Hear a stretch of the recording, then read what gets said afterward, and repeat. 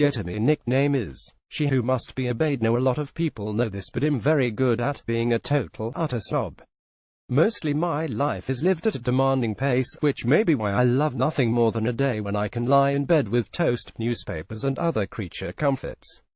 At the same time, I'll also have my computer, my notes and my must-do yellow sticky spread all around me on the bed. But the main thing is to remain lying down throughout. My best friend is Debbie Moore from Pineapple Studios. We're total opposites, SHES as light and fluffy as a butterfly, into alternative medicine and specialist diets and not remotely earthbound. I'm the reverse, impractical and grounded in every way. But we love each other, nonetheless. My nickname is she who must be obeyed. I can't imagine why this nickname has attached itself to me, but I like to think it's meant with humor and affection. The bravest thing I've ever done is getting back on an aeroplane after a near miss on a flight from Dusseldorf to Heathrow 3 years ago. The pilot had to take evasive action after nearly hitting another plane on the runway.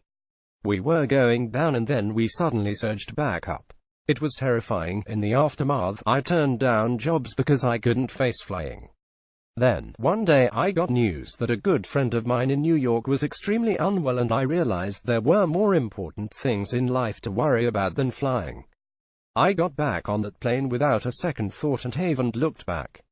My favorite TV show is Miss Marple because it's the one drama that seems to stop me doing 100 other things at the same time as watching TV.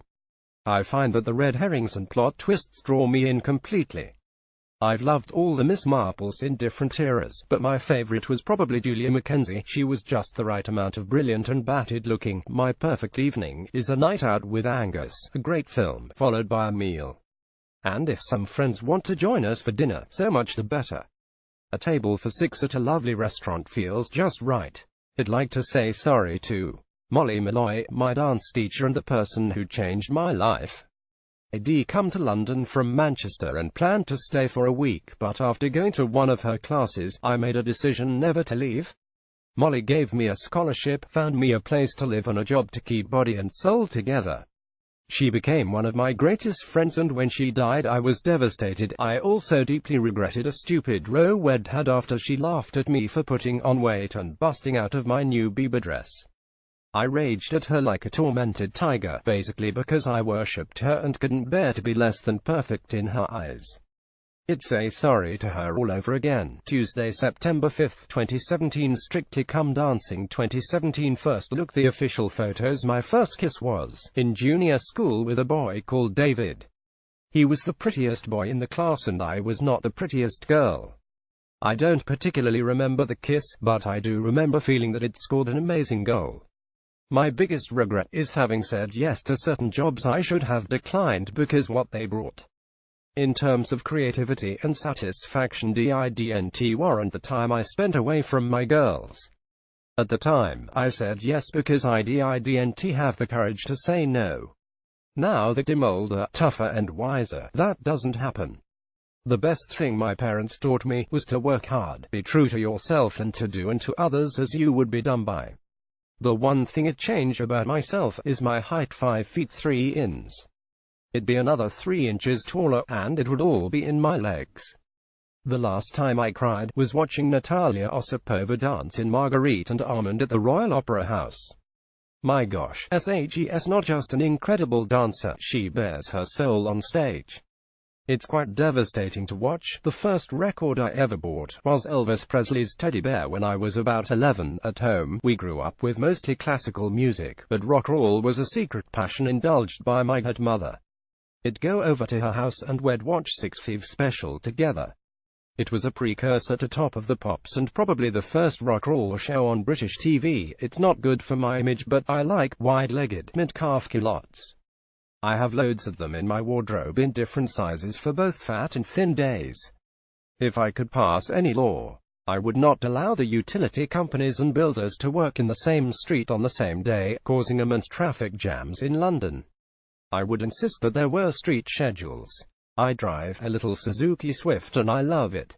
I drive myself everywhere, and when I do have to catch a taxi, I always believe I know the best route to everywhere in London, despite the driver never wanting to listen to me. The shop I can't walk past is Selfridges in London. In fact, I can't even go on to Oxford Street before I'm guided to the famous revolving doors by an invisible string. The most expensive thing I've splashed out on is a beautiful, exclusive Prada handbag. Unfortunately, it's also cream suede, so I can't take it out often. It was horrifically expensive, but it's also an exquisite work of art. My perfect Sunday is breakfast in bed. And not just any old breakfast. I want soft poached eggs with smoked salmon, freshly squeezed orange juice, a big fruit platter and a pot of espresso. Then I'd get up and go for a walk on Hampstead Heath with my family, followed by lunch at the Orangery in Holland Park and, if we still had room, afternoon tea at the Rosewood Hotel in Covent Garden. My greatest weakness is the triple fat cream cheese from Primrose Hill Food Market. Oh, it's ridiculous. I could sit and eat a whole tub of it with a spoon. I'm currently reading the unbelievable pile of magazines that I order to my door and never have the time to read. But I refuse to chuck them until I've read them. It means that, at the moment, I don't even have a book on the go.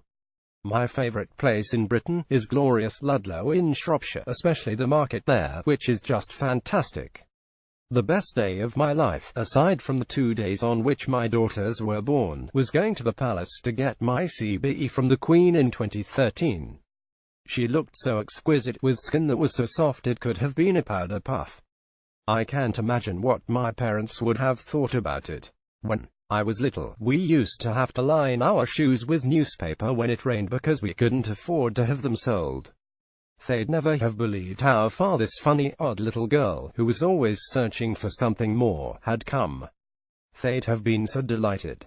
If I had half an hour left on Earth, I'd sit with my 2 girls, Alana and Abby, in my arms and tell them that they have been the thing in my life that I have loved the most and been the proudest of. No question. Arlene, the glitz, the glamour, the gossip, is currently on a nationwide tour. For details, visit arlenephillips.com.